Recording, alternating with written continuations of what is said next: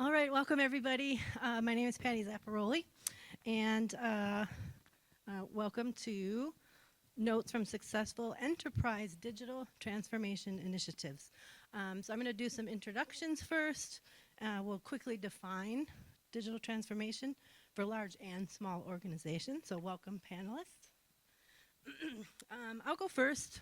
So my name is Patty Zapparoli. I am the founder and a fractional COO with my ops box. And my ops box is a pre-built team ready to join yours. So from one virtual assistant to a full ops team, including call center, all under the leadership of a fractional COO. I am also a fractional senior director of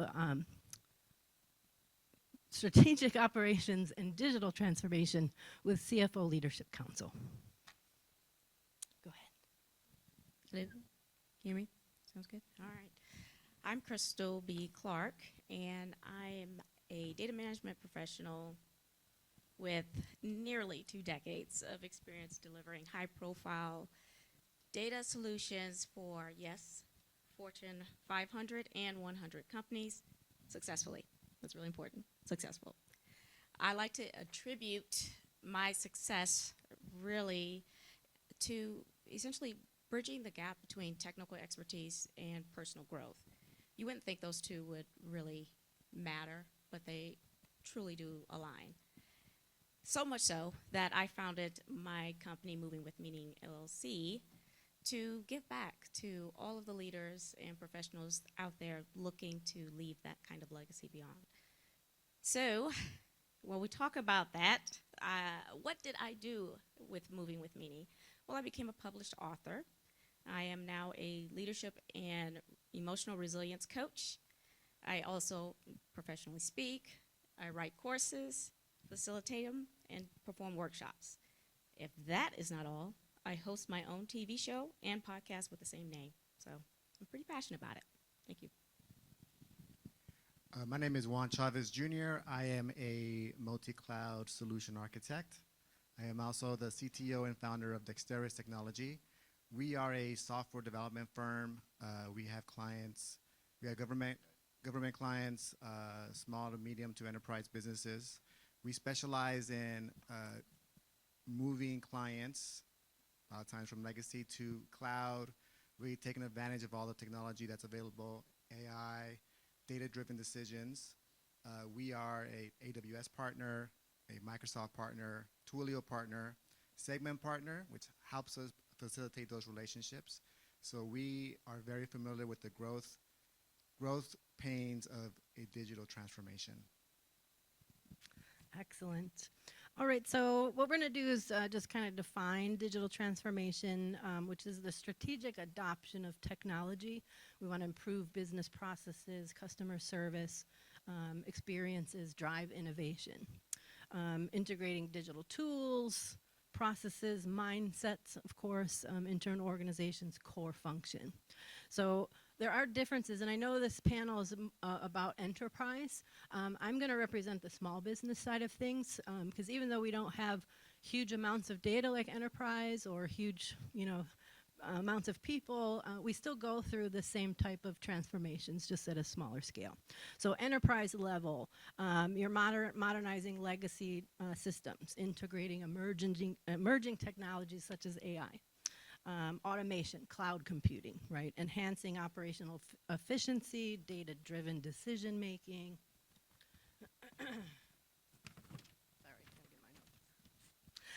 Improving customer satisfaction and engagement, enabling cross-functional collaboration, managing cultural change, aligning digital initiatives. And small business and startups, on the other hand, they're focused on automating repetitive tasks, leveraging digital marketing, e-commerce, CRM programs, cloud-based solutions, streamlining workflows, collaboration tools, and building a digital-first mindset. So regardless of size, digital transformation isn't just about technology, it's about rethinking how business operates to stay competitive, adaptable, and future-ready. So, first question, this is going to be for Juan. What are the biggest challenges enterprise face in scaling digital transformation initiatives?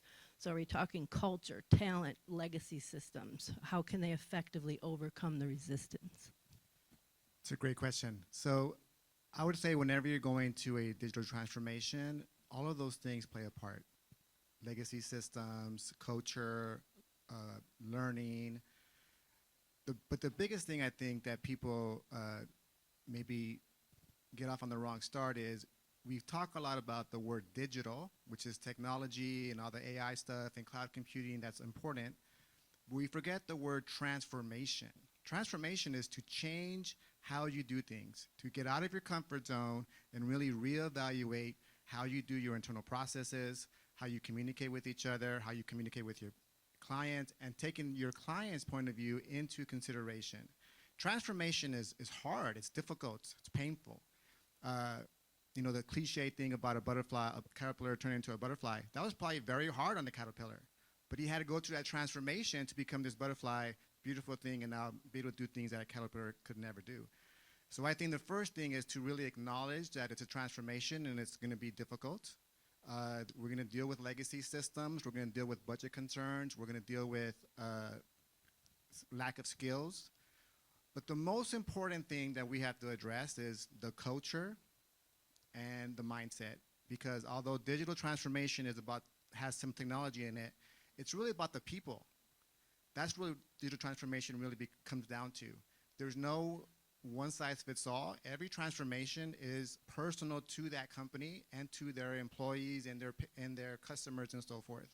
So I think the most important thing to do is really to, one, define the vision, engage your employees to be part of that conversation. I know we're going to talk about AI and it's a scary word in that sense, but the most important thing about a digital transformation is to involve the people early, show them the vision, you know, really kind of engage them into how this could better their lives, the lives of their customers, their processes, and so forth. Because if you don't have that shift in mindset, then the technology, it doesn't really matter. The budget's not going to matter. I always tell people when we have, you know, discovery meetings, tell me the issues without mentioning technology. Like, don't tell me like, you know, the server's down, or I don't want to, don't mention any technology. Let's just focus on the process and the people. Because technology should adapt to your business, not the other way around. And so today, we live in an amazing time in which technology is accessible, flexible, leverageable. You really can adapt it to your company and your people. And I think that's the first step to scaling digital transformation. No, I agree because, you know, every company has people. And people are the ones that do the processes, that use the AI, that use the technology. So this is a great segue into another question for Crystal. So why is culture and change management a significant contributor to program success and adoption? Well, you know, I like what you said. That was awesome. I was just enthralled. And really, that's because, and I would have these sessions, you call them discovery, I call them empathy sessions, because I want to ask them, what do you see it? What does it look like to you? What does it mean to you? When we look at change management and that shift into the culture, we need what is called a champion network. And who better to be a champion than one of the people? So you will notice someone who is looking to reach new heights, looking for a new opportunity, and that's the individual that you grasp onto. Not the one who's the most knowledgeable of all the system and has the most tenure, the one who's the most excited, because they're there to learn everything you can teach them about data literacy. That is probably one of the largest, I would think, drawbacks or, you know, reflections that I've heard from any end user would be, I don't want to learn anything new. I took so long to learn this. What am I going to do? And I would tell them, so you're either going to learn it here or you're going to have to learn it at another company. why not come here where your input actually matters, right? Where you can actually be a part of the solution. And I always come back to, you do guys realize, and I have to teach IT this whenever I go into any kind of program and I'm in a leadership solutioning meeting, and I'm talking to high VP, C-suites, all of them, and I said, you realize you serve the people. And they said, well, of course. I said, no, you don't tell them what you're going to build for them. You don't tell them how what you're building is going to help them, right? You ask them what they need. You ask them what they want, and that is the objective. So every value proposition should meet their needs, not yours. We can do wonders, right? They think we can do magic. We can deal with a lot. They can't. So I look at it from a championing perspective, and you need to really reach into looking at that network, building that data literacy, creating a communication channel. Surveys are awesome. I didn't realize how empowering surveys were because, one, they're anonymous, and when you can't track who said it, they're going to tell you the truth. So use all those things to your advantage and really, engage the employees. That was good, man. Can you elaborate a little bit more on how you get, like the collaboration with people, how to bring them into? Sure. Well, the first session I've always had is empathy sessions. I always bring everyone together, and I will structure it around a particular theme. So lately my theme has been curiosity. And I'll give a personal story. I have my husband sitting over there.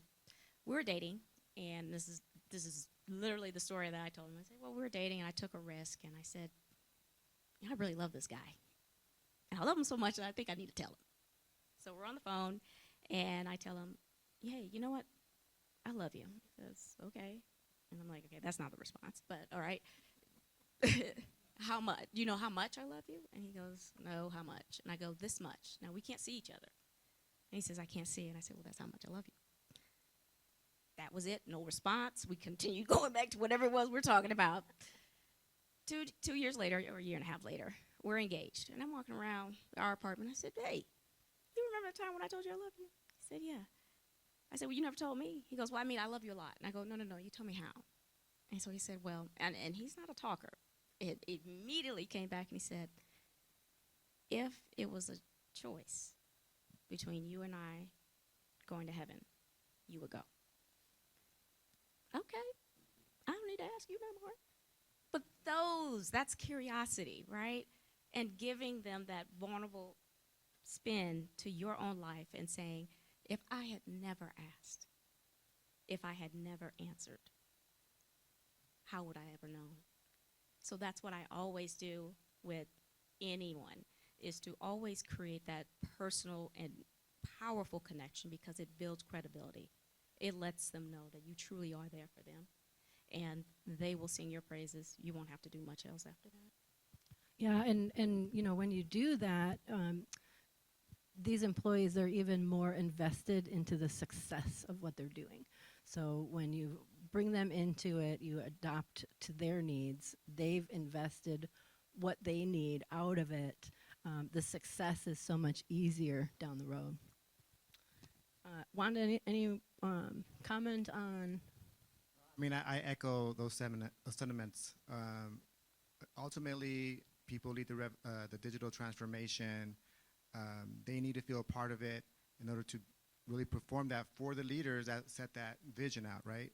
The vision is set by the leaders, but it is the team that's going to implement that, and the team needs to be connected to that vision. So the leader's job is really to transfer that vision, to really let them see it, to actually constantly repeat the message and the vision so that employees feel connected to it, and that's how they'll be engaged and get the best outcome. Yeah, absolutely. And, from the shop floor to the top floor, right? One of my past employers, we had a lot of warehouse help, and we really wanted to digitize their pick and packing to try to get some rates and accuracies, speed, and the reporting of that weekly. And once we asked them, like, what would you like to know about what you're doing out here? They gave us the information. We put together everything for them. And then, of course, train them on how to use it. But they were so excited to see the results from their work, right? So instead of just going to work, I got my job done, now they actually were seeing a dashboard. Competitiveness came out. Well, I can pick faster than you, and I'm more accurate than you are. So by pulling people in that way and doing for their needs, they will really, bring out the best in that new process. So, all right, let's see. Is there any questions from the audience before we, move on to different questions here? No? Okay. All right. So let's see. Oh, well, we did have another panelist here, so I'm just going to fill this in on my side. So many small businesses struggle with measuring success and ROI because they don't always know what their KPIs are and what's relevant to track. So the question is, where should small business start when it comes to defining their key performance indicators, and how can they leverage technology to automate and support data-driven decision making? So normally when I get started with a new client for operational leadership, we kind of discuss, what are you trying to accomplish? What do you do on a day-to-day basis? And what of all of that do you think will be growth-wise? So we start with trying to develop what those KPIs are, and then kind of reverse engineer, well, what is the technology that we need to get us there? So especially for a small business, budgets are a big concern. So don't start with the tech first. Start with your KPIs and then build the tech around that. Do you guys have any insight for small business? I would think of it of training, data literacy. That can be incredibly daunting for quite a bit of individuals when they hear it. Honestly, when they hear anything with data in the front of it, it's like eye roll. I don't want any part of it.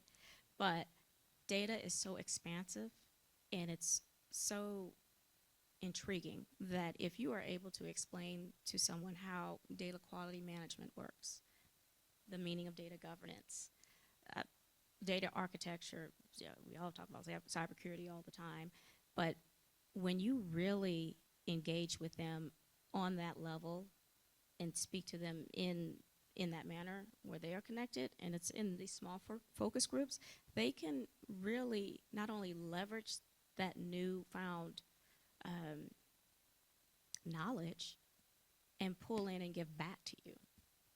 So I think they can even go further than what you had even anticipated with that as well. I mean, they can generate quite a bit of opportunities and ideas and features for that product. So yeah, I think data literacy is just 100% large or small programs. Yeah, because if they don't understand data, then the inputs could be wrong, which means our outputs are wrong, which means our decision making is wrong. So if they're invested in the beginning and understand that data and then can pick out mistakes and help you clean that up, it's a brilliance in the end.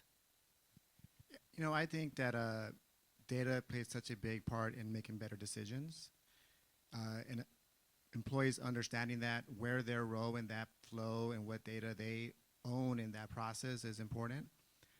But I think that technology in a lot of ways is the great equalizer. It used to be that enterprises had these big databases, servers that they can do all these reports, but now small business can do it too. And the advantage that a small business has over enterprise is, for the most part, small business can move and pivot much faster than an enterprise. So if they know the data really quick, they have quick feedback loops, from a software development standpoint. If I have an MVP and I'm getting feedback every 2 or 3 weeks, I can make adjustments that fast and deliver a product that the customer wants, versus an enterprise who maybe have to go through 10 approvals. There's a big story about Amazon and how they became so good at software development. In most companies, if you have an idea and you want to do this new project, you would need to get like 10 yeses. Like this person has to say yes, this person has to say yes. But Amazon said, you just need one. Just get one yes, and you can do the project. So that changed everything. Google, Amazon, they develop so much. They have all these new products that come out. part of that is because they behave like a small business. You know, they have a pizza team, which means that a group can only be 6 people, a team can only have 6 people. It allows them to move a lot faster, to iterate. And the connection to small business is small business automatically has 6 people. That's not even a rule, that's just how it is. So they can move a lot faster, I think, if we empower them to use data, to use technology. Small businesses can really move a lot faster than enterprises. Yeah, excellent. Let's see, question number 5 already. Any questions so far? Any comments? Yes.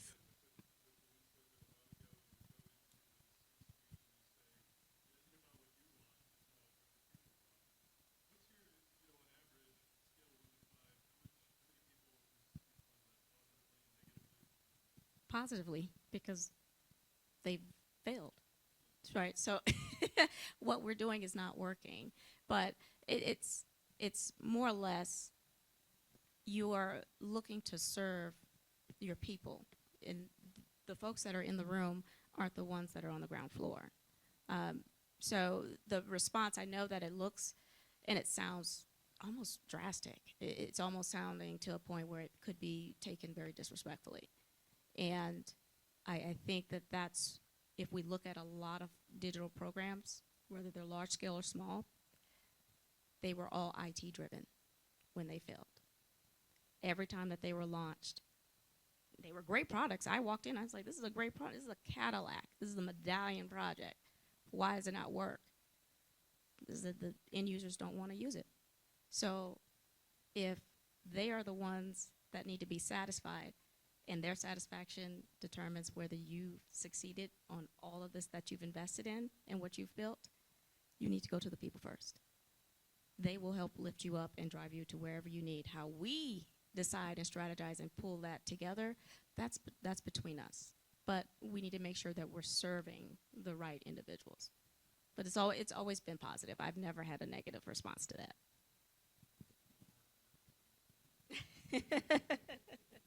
And, you know, really it's all about servant leadership, right? Because when you serve the people that you're leading, they will in turn serve you back tenfold, right? So I love the saying from Branson, like train people well enough so that they can leave, but treat them well enough so they won't.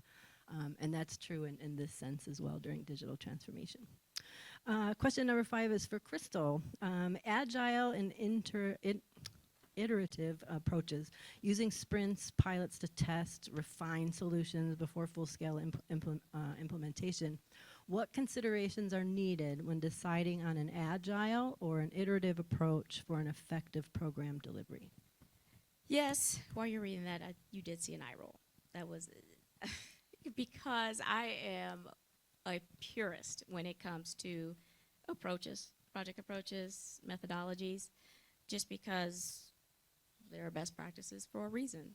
Then the moment you deviate, that's when you introduce error and pain points. And we have to immediately go back, fix them, and go back and basically do exactly what the mantra is. So when we deal with Agile is very strict to me. Even though it processes change and introduces change rapidly and responds to it rapidly, it's very strict to be able to do that. So when you start with a project, obviously with Agile, you need to have at least a development, a test, and a production environment, because at the end of your sprint, you're deploying to production. If you don't have a production environment, what are you still Agile? And most people will say, oh yeah, you're not. You've already broken one of the rules. The next rule is it's a dedicated team. How many programs do you know can afford to take people from their day-to-day jobs to be dedicated to just this? Not many people, so now you end up with a blended team. You're breaking a rule, because if something happens in the business, what do you think takes priority? Business, not you. So you end up missing sprints, and the sprints will then get longer. They'll say, okay, well, we'll do it 3 weeks. We'll do it 4 weeks. Next thing you know, it's like 5 or 6. I'm like, well, you know, now it's no longer iterative, or it's no longer agile. We've moved into iterative. So a lot of times is we have to look at the project, the resourcing, the business needs, and then we decide on the methodology. A lot of times we're so hooked on Agile. I have seen one Agile project work, one, because it followed the rules, the ceremonies to the T. The moment we deviated, everything fell to pieces. And we had all the excuses we could come up with, but the project just kept on going out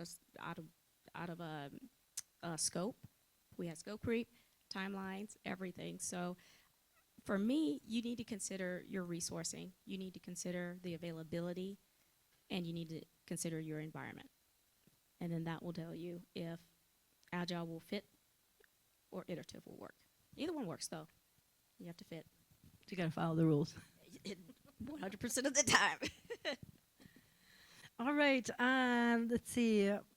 I believe we're getting close to the end here, so I want to make sure that we address the audience. Is there any challenges that you have come to that you would like to ask the panel for maybe some previous experience?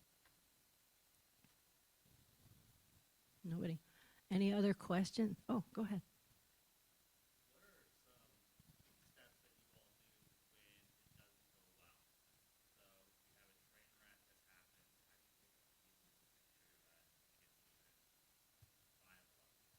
That's a great question. I'll leave that up to you two with the more enterprise.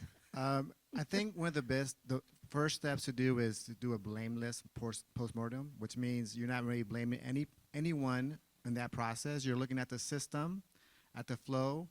And just to piggyback on Crystal in terms of Agile, many people like to say we're Agile. It's a trendy word. But one of the things of Agile is reflection, in which, kind of to your point, is you reflect on why are we not hitting our sprints? Why did this happen? What do we need to change to the system? And it gets away from blaming somebody. Maybe they pushed wrong code to production and broke or whatever. Why was that even allowed? What were the check marks that were missed to allow that to happen? So I think the blameless postmortem is something that's helpful to, again, about the people. And if someone made a mistake, why didn't we have the safeguards to prevent that in the first place? And what can we change to do that in the future? Yeah, you made a valid point about the blameless, right? Because as soon as you start pointing fingers, that's when things go farther south, right? So focus on the problem and fixing that, and then the process and people will fall through. I want to add a little bit to that, too. I think the biggest one is to tell the truth. I have been to so many, and I couldn't get around it, but the project manager was always trying to save face. And it's not so much about it wasn't being blameless. They just did not want to be held accountable and have to answer these questions on how we're going to get back on track. Well, the next thing you know, they're asking me, what are you going to do? I'm like, the first thing I'm going to do is go in there and tell them the truth, because I can't, I have to tell them that we need a back to green plan.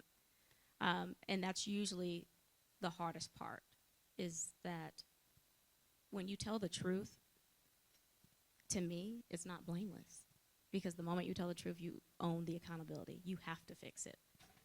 Doesn't matter that who caused it, who did this, who didn't do that. You're the one that's going to tell the truth, and you're the one that's going to fix it, even if it's not you're the one that caused the problem. So I always look at when something does go wrong, I always create what's called a back to green plan.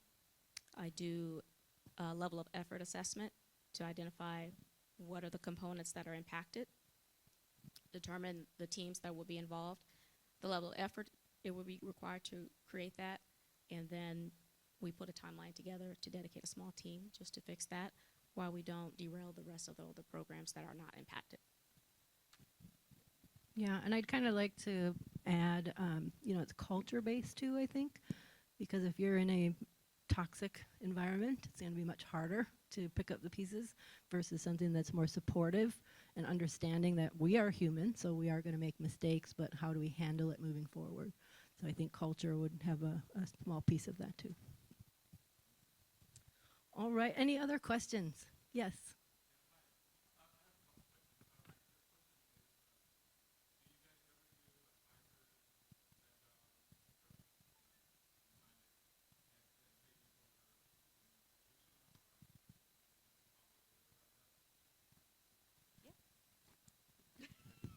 since I'm talking about agile anyway. There's this term called water agile. Have y'all heard of that? It's like a blend between waterfall and agile. So what we do is we take the best parts of agile that we like. And the best parts of agile that we do like is the ceremonies. So the daily scrums, the planning, what went well, what didn't go well, how can we improve? So we took all of the things that we liked about agile, which was the ceremonies, and we inflated it with an iterative model. So instead of 2 or 4 week sprints, we created 6-week iterative plans. And at the end of each one of those, they built on each other so that we weren't necessarily deploying, we didn't create small deployable projects or modules to deploy to production. We just created a small MVP that added features and enhancements as we went along. And so as each release went out, we did the ceremonies for Agile. So we did, the daily stand-ups. The sprint went out, we did a demo, okay? And then we held our retrospective sessions. And every time we did that, we reevaluated the team. We sent out a survey to each one of the teams, and we said, rate us on if we are, performing, norming, storming, and performing. Did I say all of them? Storming, forming, norming. Yeah, storming, forming, norming, performing. And I'm going to tell you this. It took 4 releases for everybody to get to performing.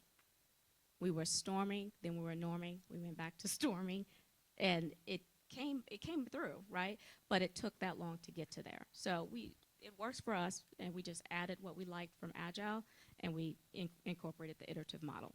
It was still Silic in nature, and it still represented the same. It just wasn't as stringent. Oh, I mean, I'm just going to add to the fact that there is no one-size-fits-all for anything. Like Crystal said, Agile is a very trendy term. I rarely see that ever implemented. But everybody wants to say they're Agile. Everyone wants to say that they're a Scrum Master, but that is rarely uncommon. So I tell people Agile, microservices, AI, those are all platforms you can kind of frameworks that you can kind of make your own. But there's no follow these 5 steps and now you're Agile, because that's rarely the case. You know what? I talked to somebody and I said, it's okay to have an Agile mindset. We don't have to have an Agile methodology to be Agile in our minds. And so that seemed to win them very well, right? Is that when they're thinking of it, and when you're saying Agile mindset, you're a continuous improvement mindset, right? So you don't have to be as stringent as it was when you're looking to deliver a program. Excellent. Yes.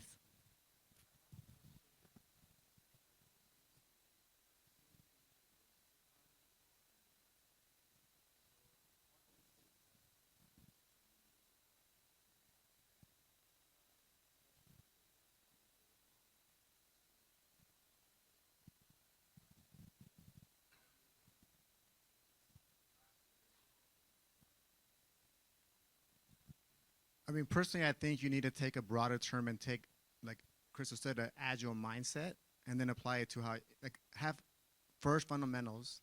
And the first fundamentals of that actually is having a growth mindset and being able to learn and grow and change as it goes.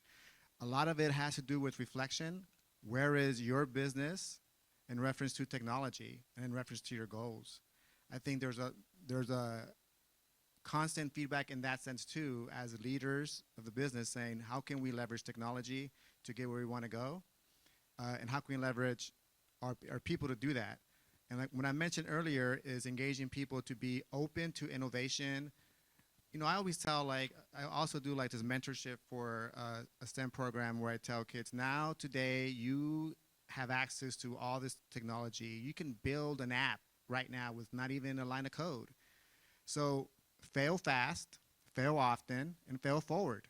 If you have that mindset, I think you can adapt to technology.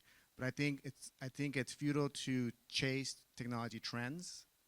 I think you have to have a good idea of what your business is and how technology can help it.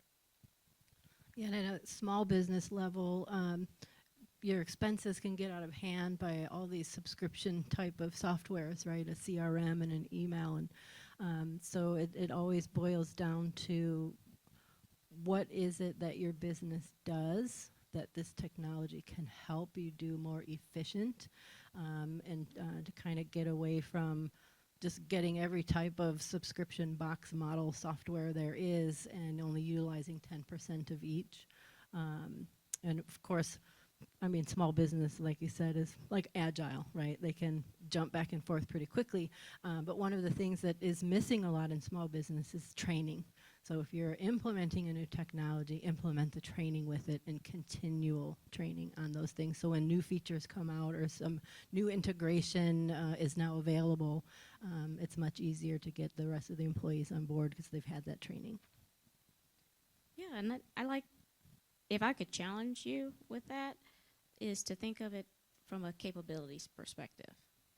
If all you wanted to know about the different technologies, they're all meeting the same capabilities. It's just to what level of capacity that they can, as well as to how far, what are your specific needs, so how far do you need it to reach in those cases, okay? So, for example, there are several different master data management tools that are out there. It sounds good, but some companies, if you're on one system and they ask, okay, well, let's introduce master data management. Why? You have one system. Are you merging with somebody? Is it a third system out there? Is there something like that? So you think of it what the capability is, and then match it to your business needs, and then you can identify where you need to go.